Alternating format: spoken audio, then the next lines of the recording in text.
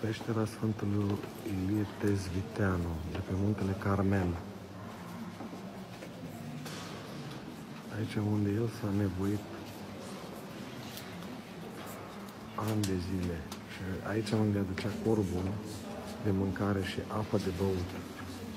Acum există biserică catolică care a preluat-o din ceea ce a spus Majel.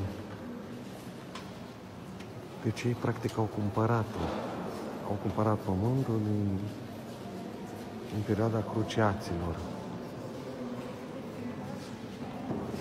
Dar noi ortodoxii am venit aici să ne închinăm la peștera unde a stat el ani de zile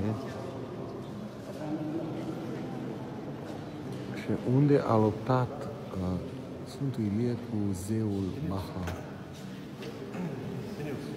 După cum știți și dumneavoastră din Scriptură.